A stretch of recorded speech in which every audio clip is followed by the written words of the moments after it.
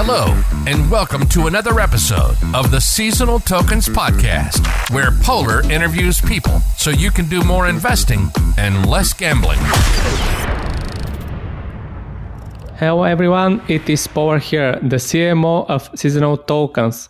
Welcome on another episode of the Seasonal Tokens podcast. And today we have another special guest. We have Thanos from Cyberscope. So welcome, Thanos. Hey Polar, thank you for having me. Pleasure to be here with you. Awesome. Today we have a very interesting topic for our podcast, something that I suppose it will become more and more discussed topic because cybersecurity has a very important role in the mass adoption of crypto.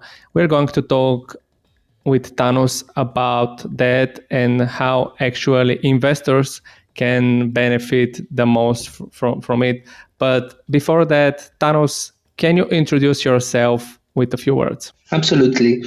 So my name is Thanos. I'm a Greek business executive. I'm working in Cyberscope.io. It's a cybersecurity company.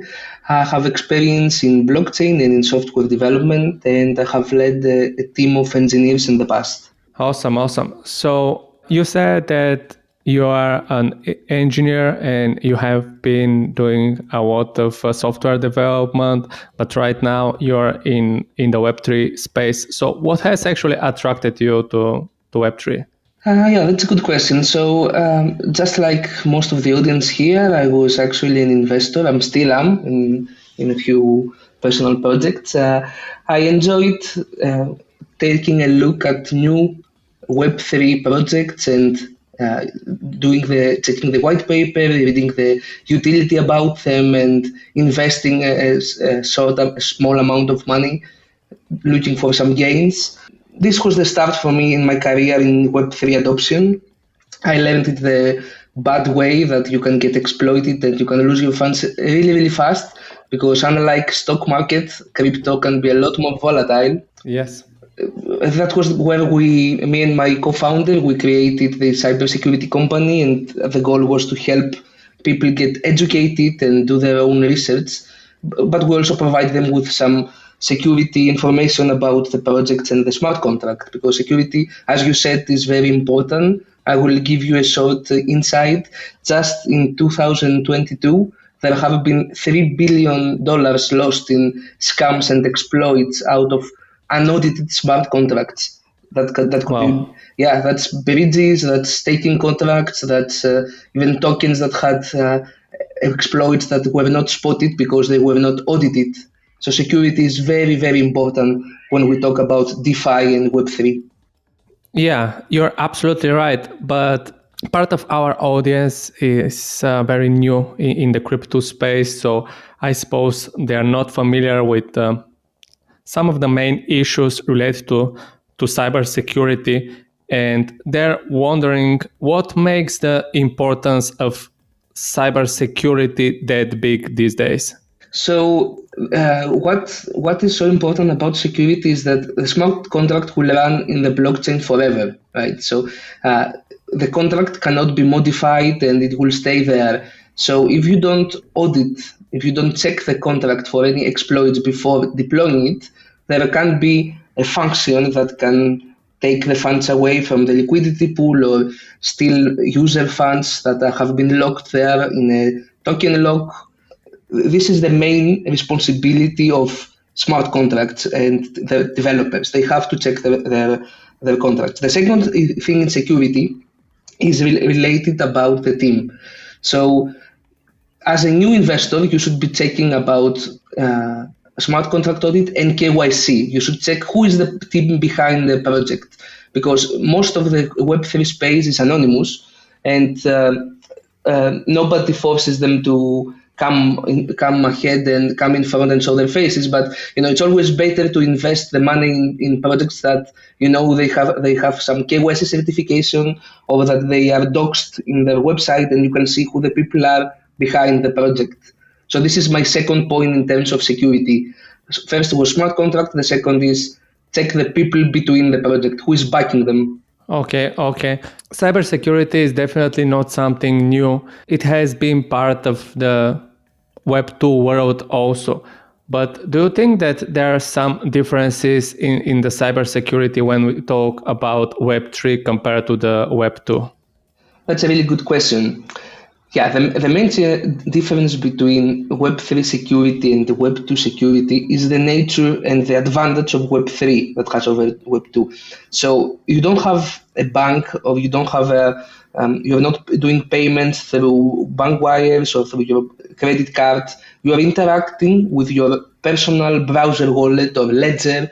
So you have your own the money in your own pocket, and you're interacting with a website and paying them directly. Now, if something like that happens in a Web2 environment, sometimes the bank or PayPal, you can appeal and they will handle the situation. Sometimes you get a refund. Sometimes they even they report to the authorities, the Web2 company, and they catch the guys. But in Web3, it's still a Wild West. So you have a lot more responsibility when you are connecting anywhere to your wallet. And phishing attacks, this is one of the most common cybersecurity threats. So people will try to duplicate the UI and the interface of popular websites like PancakeSwap or Uniswap or anything that resembles to a real and legit website. But in the reality, they have changed something in the URL. So it can be like pancake swap and has an extra letter in the end. People will not notice that very easily. And when you try to connect and trade or stake in a farm or in a pool, and you connect with your wallet, this is where the attack happens, because nobody, not nobody, but most users don't know how, they're not so technical, so they don't know how to validate each transaction that happens in the MetaMask wallet or any browser wallet that they use. So if a phishing website is asking them to access to all their funds, they don't notice it. And this is how phishing attacks happen. Okay, makes sense. It's really great that you are mentioning these ways that people are losing their money in most of the cases. But are there other common ways that most of the hackers are using and people should know about when they are dealing with crypto so they can be more protected? Yeah, that depends on how each person, where is each person interacting and where they are investing. So if you're using an IDO platform, there are some signs and some signals that you should be checking every time, like KYC certificate, audit certificate, back doing some history trace of the project, when they created the website, when they created their social media, and all of the things they plan on doing. Because most projects, as a new investor, what was very interesting to me is that most projects just come with an idea. They don't have a real product. So every, like 95% of the projects, they come and say, I will make this happen. I will make this application where you earn while you sleep, you earn while you move, you earn while you read. There is so many variations of that. It's so easy to come with an idea and have promises, but never deliver later. So, in terms of security, you have some ticks to check, but you should also check on the how legitimate this looks to you in a personal level. Do your own research.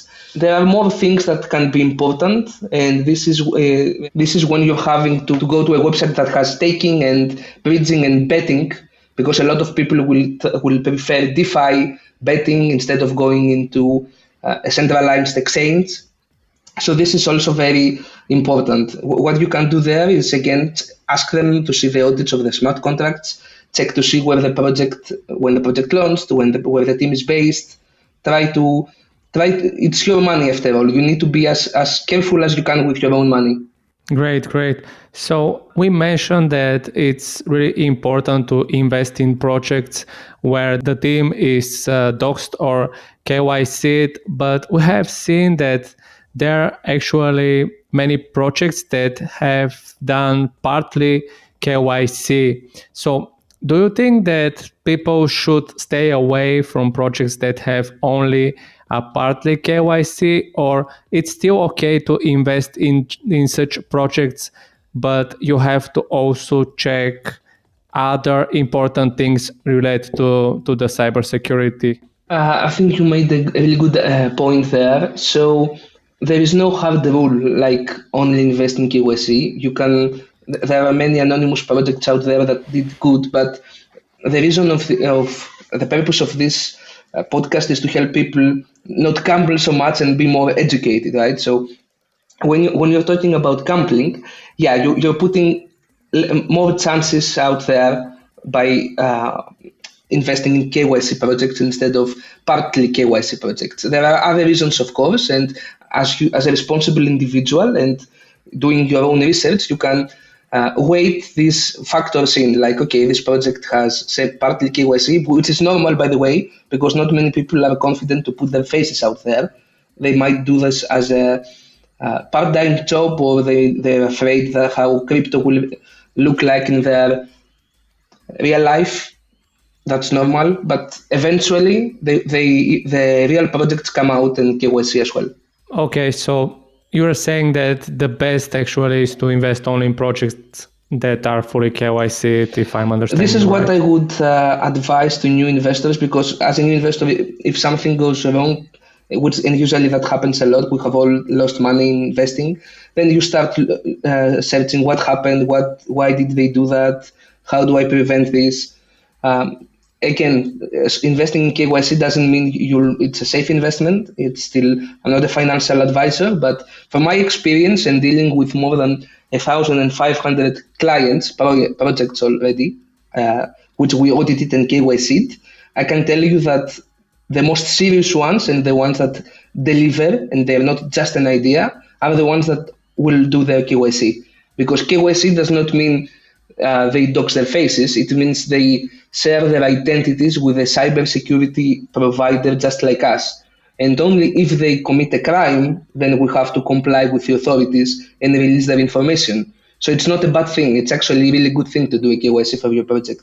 Yeah, absolutely. The thing is that sometimes there is a misunderstanding that there is actually a difference between KYC and fully doxing yourself. In the KYC, like you said, you don't have to share your real identity in front of the world. But if you mess it up, then the cybersecurity company has the requirement to share your information with the government or whoever asks for the information. But when you're doxing, actually people can see your face, and this is how you fully expose yourself. But like you also mentioned, this is not needed if you have done a KYC in the crypto world. KYC is also enough to show that people can trust you. But at the same time, of course, investing in KYC projects doesn't mean that the project has a guaranteed success, because there are many factors that can affect the outcome of this company, and some of them doesn't relate that much to the idea, but relate a lot to the market conditions, and especially to the product, to the service, also to the way that they're doing their marketing and many other things. But this is a topic for another conversation. So we just mentioned that it's really important to different projects, actually all projects, to go through cybersecurity. So how do you think cybersecurity can help with mass adoption? The answer to this is adoption is something that happens. It's based on how much fear users have regarding crypto, right? We all remember how it was in the bull market, where everyone was jumping in and loving crypto because Elon is promoting it, and companies are hiring. JP Morgan is adopting, banks are even adopting. Fun fact, a lot of banks are already creating central governance tokens for the future as an experiment. So this is something that is definitely happening, and the only reason why it's going slower is because of these scams and hacks, right? So we hear this Ronin's bridge, we hear about the FTX scam. All of these things could be prevented by security. And how secure? I'll give you a recent example, Ronin Bridge, you remember the 600 million hack there? If it was audited, they would have protected more. Same with the FTX. If central exchanges start doing proof of reserves, which is also security, this is a financial audit, not a contract audit, but still a security concern. So if you prove as a central exchange that you have the reserves to back all the crypto funds from the users, then this provides the users with more confidence that their funds are safe, just like they would be in a normal bank. This will help with adoption. The more projects that get audited and have security, the more easier it is for investors to jump in. Because let's face it, crypto is a new world, and we have to help people go into this new world. The only way to help them is to make them feel safe. And how do we make them feel safe? By showing them reports that what they are investing is actually safe. This is how security will help adoption. Yeah, you're absolutely right. Especially right now when we are experiencing all the bad effects of the FTX collapse, and we are waiting for more bad events because of that. The cybersecurity seems very, very important, and also other things that are not somehow technological securities, but like you said, financial securities are also important. But this is something that till the crash, nobody has been talking that much about. So the good thing is that the crypto is evolving, and we are slowly reaching the point where I suppose people will trust more crypto because there are a lot of audits, proof of reserves, and a lot of other things that can show to people that there are some projects that you can trust, you can sleep relaxed, and don't worry that someone can steal your money just because this is what he has as a goal in the end. So the reality is that there are many auditing companies out there, and there are a good amount of examples of projects that have gone through auditing, but in the end these projects have been scams or have done some other frauds. How someone can figure out if a project has gone through a deep audit with a serious company so she can feel safe about his or her investment? That's a great question. So what we do and what we think it's very responsible is when a client comes for audit, sometimes we tell them that they should get 2 audits, not just from us, but also from another company. This is for them to maximize security and for investors to see that the contract has been checked by multiple individuals, different companies. Sometimes project owners come and they get a lower reputation companies audit just to give a certificate to the users. The users, they're not so technical, they cannot read the audit and check if this is an in-depth analysis or if it's just a 3-page report saying that it has passed. And it's normal. I mean, you don't have to be a solidity expert. That's why we're here to do this, to make this report for you guys. So as a user, to cross-check if a project has been properly audited, you should do your own research. And there are, for example, you can use our tool. We have a tool in Cyberscan. There are plenty out there as well. You can check the address and it will give you can input a contract address and they will input some findings like it can mint, if it can blacklist you from trading. This is one small thing that you can do. The other thing is that you can, again, check the team, check the white paper projects. Even audited projects, they can still commit a fraud, not through the contract, but they can remove liquidity after the locker is done. An audit does not mean that they cannot touch the tokens. It means that we have verified that the contract has a few vulnerabilities and how to solve them. Sometimes, for example, we find in an audit report in a contract that there is a malicious backdoor function, and it's in the report, but investors don't read the report, and the team will not fix it because they know that nobody's gonna read it anyway.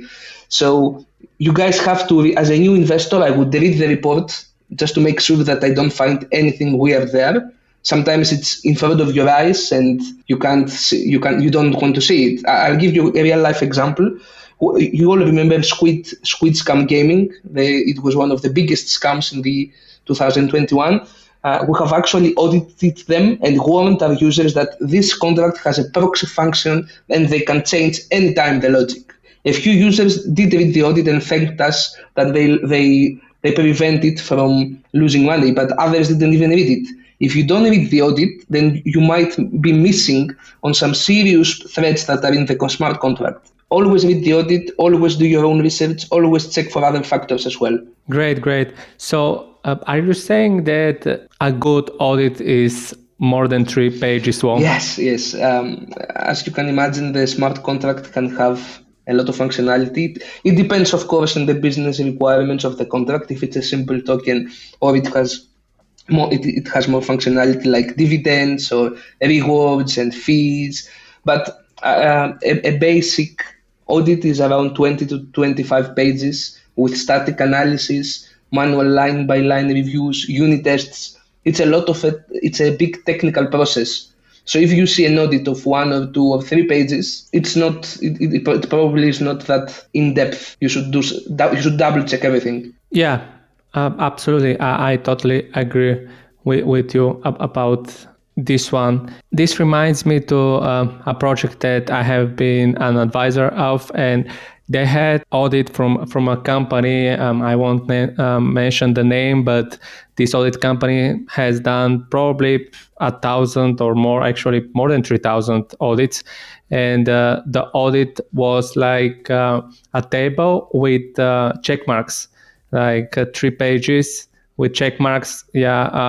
The calculations are right, something else is right, and things like that. The conclusion is everything is perfect.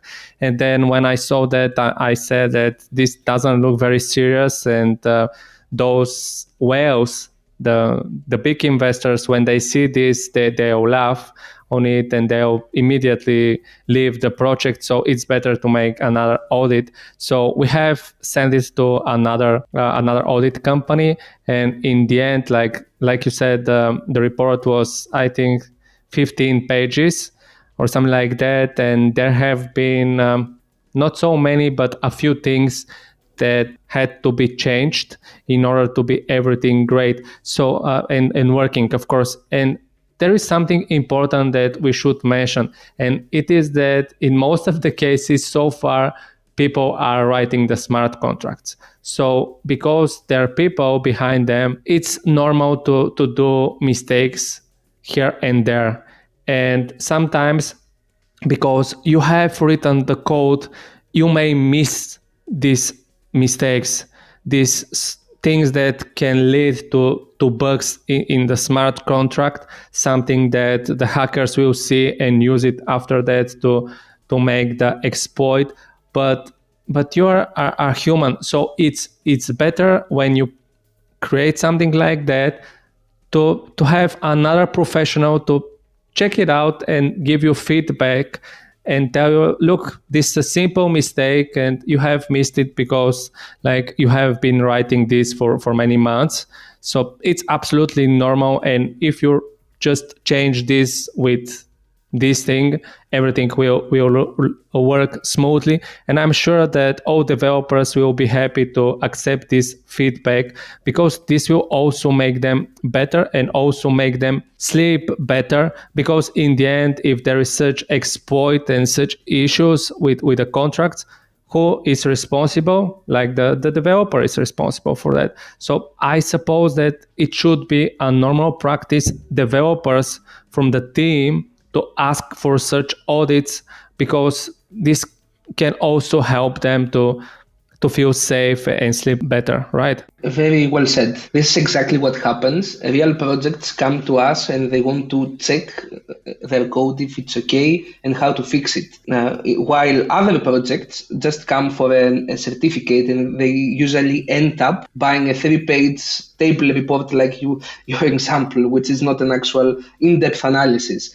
So if you're doing this and you're going to scale your project and you are honest with your investors and you want to do things, then this is the way to go. You want to check your contract because human error can happen. It happens in all kind of works, all kind of jobs. You need to check it by experts, have your contract checked, and after they give you some feedback, you might fix them because sometimes the contract might be good. You might not need to change anything, but that's the only way to know, right? You have to crash test your smart contract. Someone needs to check it thoroughly because if you don't check it and there are exploits and or even bugs, it doesn't have to be malicious. It could be something that the developer missed, like a line of code that shouldn't be there. And it's not a malicious or intentional, but this will cause problems when the token is trading.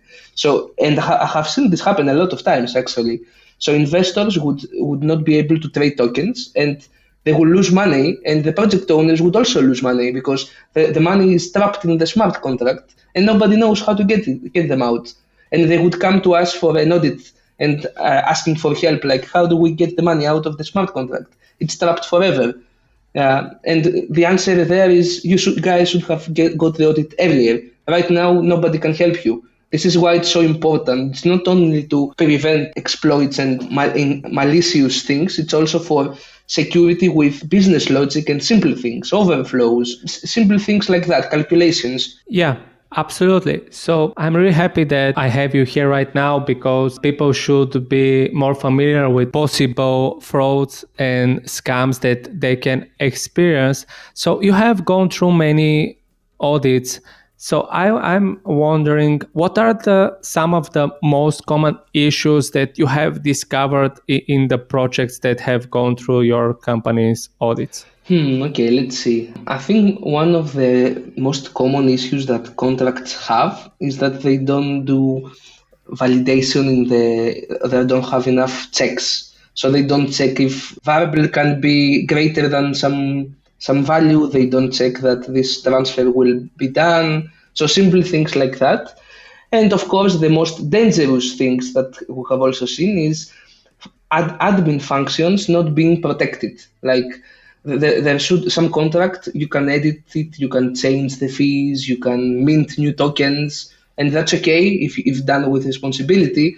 But we have seen some contracts not having the correct permissions, like not allowing every user to call these functions. And what usually happens when you do that is you launch your token, and a user that sees that, they will exploit it. Okay, yeah, it makes total sense. We talked about doing an audit, but except going through a serious audit and implementing the suggested fixes, is there something that a project can do in order to improve its cybersecurity? So again, I think it depends on what the project is about. If the project is a meme token, or only has a token and doesn't have a more smart contracts in ecosystem bridges or something like that, then no, it will all be based on the smart contract. But usually most projects have NFT marketplaces, they have gaming platforms, and that's not only limited to the smart contract audit. There you have to do some checks, some security checks, some penetration testing about your website, see that it can handle it works with Web3 properly, that it can handle payloads, all of these kind of things. There are a lot of security services that you can do in a Web3 environment, but mostly it starts with a smart contract and how it interacts with the front end. Okay, great. So we started the conversation with your introduction, and you mentioned that actually you have been attracted by Web3 due to the investments that you have done in crypto. So I suppose that during this period of time of investing in crypto, you have had your, let's say, small issues by making mistakes here and there. Do you think that there's some mistakes that beginner investors in crypto are still doing and you have done also in the beginning, and people that are just starting out in crypto should know about so they can protect and probably not do them? Let's see. I think one of the biggest mistakes that I have done is listening to anyone that would send me a message in Telegram, because Telegram is the means of communication in crypto. And usually, if someone sends you a message, it's not a good thing.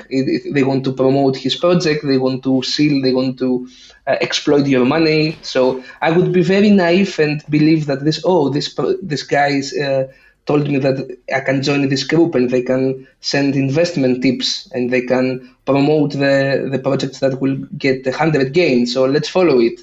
This is one of the first mistakes that I did, and it didn't work out, of course, because uh, these are all working in a way to get your money, not make you rich. One other mistake that I did is that I didn't do my own research.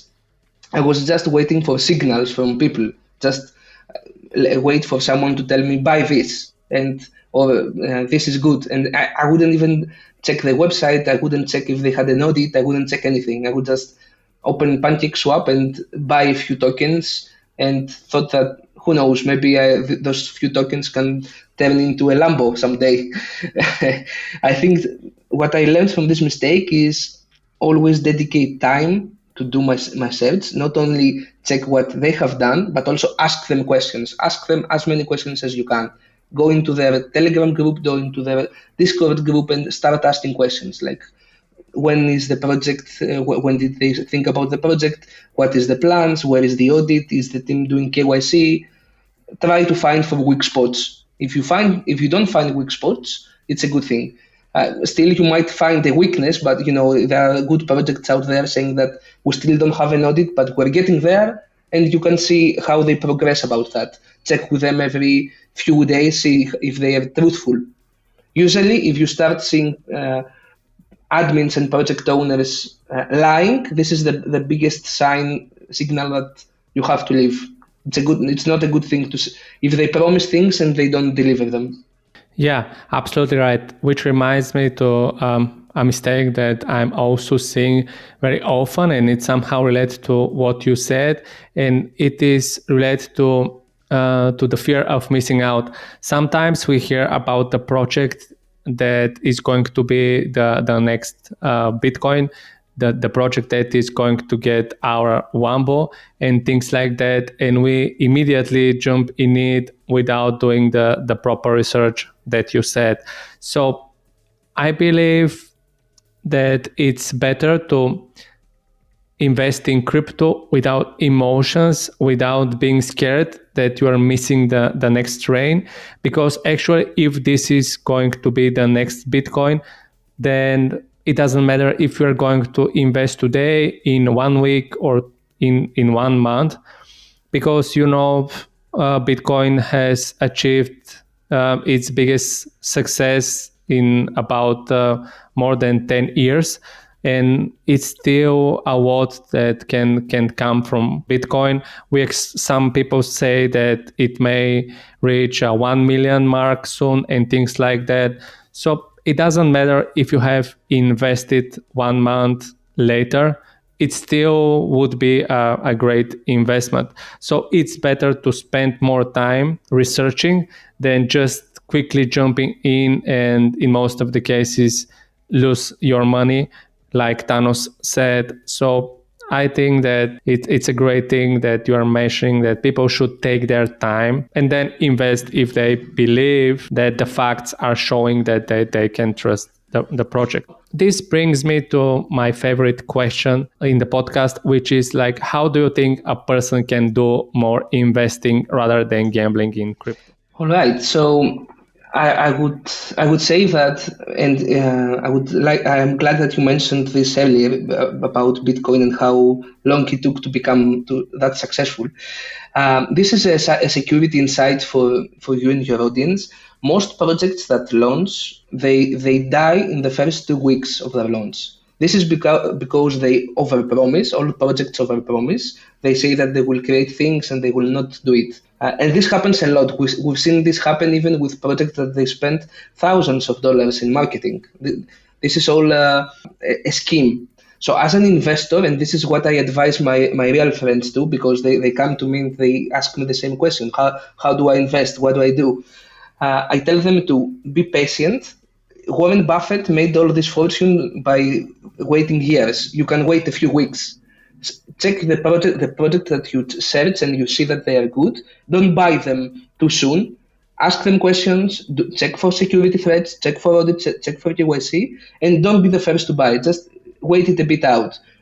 Usually that saves investors a lot of money because you can discriminate which ones survive the market and which ones are just pump and dumps.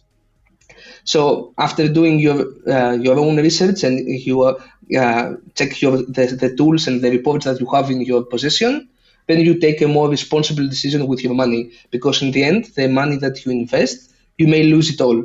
So as long as you keep the emotions out and think of it as not as a gambling in the game, but as a mathematical problem, you need to invest a strategic decision. You need to invest your money where it has more chances of not being stolen. This is my advice. Great, great. Yeah, you're absolutely right. It's far more important these days to stay away from these pump and dump projects, because there are a lot of people that are still trying to steal your money and make you believe that their project is solving a big issue, but in the end, they're just empty promises and no execution. And even with the audited smart contract and people not checking it, they may lose a lot because of that. And also, I have noticed that people are not checking the white papers, because sometimes I have checked projects with a lot of investors where you can find a lot of funny things in the white paper, and they have just made it so they can say that they have a white paper. In the end, people jump in because when they ask them why you are buying that, they said they have everything. They have an audit, they have a white paper and things like that. But have you checked the white paper? No. Why I should check it? There is a white paper. You should definitely check the white paper if there is one, because like I said, some projects, they put a white paper with a few pages where they put their website in the white paper, and there isn't more information than just what you can see on the website. And of course, this is not enough to find out if you can trust the project. Waiting, reading, and asking, I think, are the three things that can help you the most to turn your investments not in gambling. Thank you very much for bringing again this point, Thanos. So I have a few more questions for you. Lately, we have been experiencing very bad market conditions, and a lot of people are, leaving the ship called crypto. So what makes you think that the future of crypto is bright, Thanos? That's a very good question and something that I get asked a lot. So the market is crashing, that's true, but the industry that we are working is actually growing. Web3 is being adopted even more as we speak. People are not investing so much money, but because they're afraid of the Bitcoin price dropping, but we've seen all these major companies hiring and adopting. We've seen Meta, we've seen Amazon, JP Morgan, even athletics companies like Nike, Adidas, they're all hiring, they're all expanding, they're all doing projects in metaverse. This is happening. And why I'm so confident this is happening? Because it has a technical explanation. It's like if you wanted to send money now to your friend in Singapore from London, you would have to wait for 3 to 5 days to go through a bank, and it would take, the bank would keep commission. But through crypto, you can send money to your friend in Singapore in 10 seconds, and there is no middle guy, there is no bank. This is solving a real problem. This is why the internet also adapted in the world. You're not sending a mail. You're sending an email right now because it's faster and it's more convenient. For the same reasons, and it's mostly financial, Web3 is adopting and will stay here for a lot of time. I don't know which coins and which tokens will rule the crypto space, but I can tell you this for sure: crypto is not going anywhere. Great points. I totally agree with you what you're saying. It has been a great talk so far, and I hope that our listeners have learned a lot about cybersecurity. But is there something that you think we have missed about cybersecurity that people should know about if they decide to invest in crypto?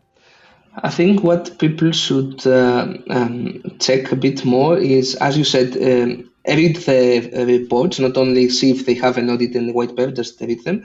And also, I think that the people should, in terms of security, they should check a bit more where they invest their money in terms of diversity, in terms of blockchain, in terms of it's so common that people will spend all their money in one project and they risk all their investment and they end up with a lot of losses and they wonder what went wrong. It's always better to diversify, also in terms of security. You have more chances of not being affected by bear market, and because some projects will actually deliver what they said, some projects will not deliver what they said. So you have to think of it as not, if I'm not gambling, I'm doing strategical investment, I'm checking their white papers, I'm checking their audit reports, I'm checking their KYC, I'm asking them questions, and I'm also not keeping an open mind in new opportunities. Great. Thank you very much for all the answers that you have given me so far. So where people can find out more about you and your project? So you guys can check us out on cyberscope.io. We have some tools there to help you with your own research. You can input a smart contract and you can get a quick audit analysis, and you can check another product that we have, SafeScan, to check if a contract has any AML risk for the personal wallets that you have. And we also have a Twitter account. You can check us on. You can find us on Twitter. You can find us on Telegram. We're always here to help investors learn more about security and how they can secure their investments in new projects. Great. So thank you very much, Thanos, for being my guest. It was a great pleasure to have you here. Thank you, Paula. It was nice, and appreciate you for inviting me here. Thank you very much again. So thank you very much to all of our listeners that have listened to us so far. I truly appreciate your support, and I would be even more grateful, if this is even possible, if you subscribe to the podcast and share it with your friends. In all cases, I'm Power, the CMO of Seasonal Tokens, and I'll talk to you on the next episode. Have a great day.